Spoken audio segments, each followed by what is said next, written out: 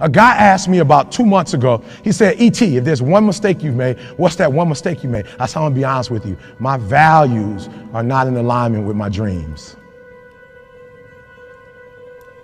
He said, E.T., what do you mean by that? I said, I want to tell you a story. I got a good friend of mine he came to me and said, Eric, my marriage is not where my marriage needs to be. I need to make some adjustments. I see you and your wife. I see how much time you spend with your wife, how much time you spend with your children. And I want that.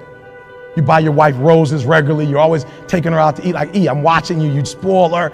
E.T., what can I do? And so I told him what to do. And guess what he started doing, God? He started doing the exact same thing I started doing.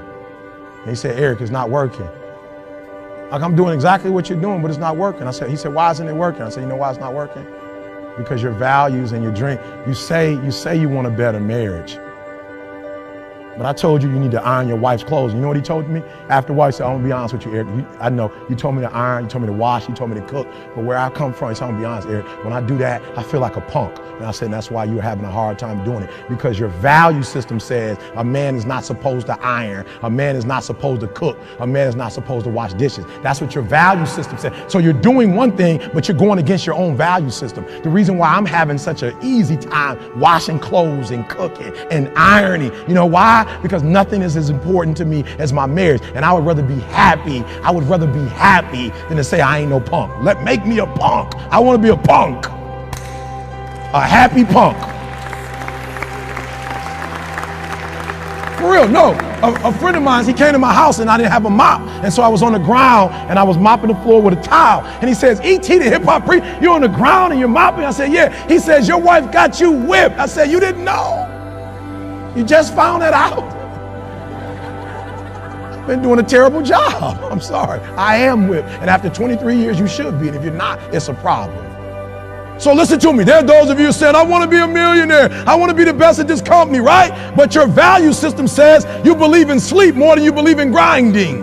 Your value system says you are a consumer and not a producer.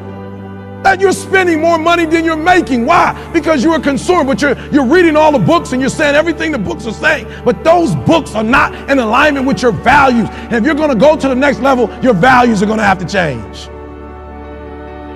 That's what happened for Eric Thomas. My values about learning changed. I realized that information changes situations. And so I'd rather buy a book than buy a house.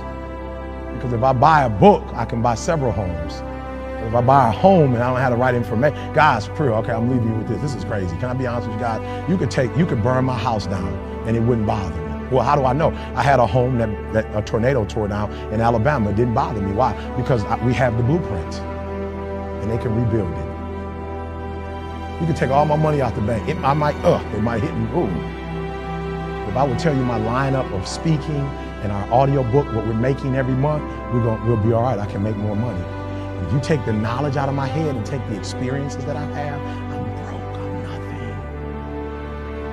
So now I don't just read because I see other people reading and I want to mimic what they're doing. I really believe in reading now. And so all I do when I have time is read. All right, so I got 1:48. I've never done this before, but I'm going to get it done in 1:48. Last one, you got to be obsessed with improvement, guys. Last one, come on. And this was so important because some of the greatest minds are going to be in front of you today. Some people in this room who are not just talking it, they've lived it. But here's the problem. The problem with most people is that you're not obsessed with improvement. You're obsessed with making money. You're obsessed with taking your business to the next level. And can I be honest with you guys? When you become obsessed with improvement, I will spend more time learning in Australia than I will speaking. I'm going to say it again because you missed it. I will spend more time sitting under people. I will spend more time with Glenn. I will spend more time with Aaron. I will spend more time learning than I will speaking in this country. I will walk away with stuff I never heard before, books I've never read before, audios I've never seen before, going to conferences that I've never gone, hanging out with people that I never hung out with before. This is nothing, guys. This is just a dessert. Me speaking is just a dessert. This is just the beginning. I came to Australia to learn. I came to Australia to get an upgrade. And when I go back, my wife will notice a difference. My kids will know a difference. Why? I'm obsessed with improvement. Every day I'm getting better. There are those of you with phones, and every new phone that comes out, you get it. Every upgrade, you get it. Every piece of software, you get it. You are upgrading your technology, and you've not upgraded yourself. You got the same operating system you had since 1995. You don't think any different. You don't speak any different. You're the exact same person you were in 2010. And I challenge you, the final one, I challenge you. I challenge you, the final one, I challenge you. We got 5 seconds, 4 seconds, I challenge you. Be obsessed with improvement. Be obsessed with improvement. Be obsessed with improvement. And like the lion, go from a gazelle to a lion.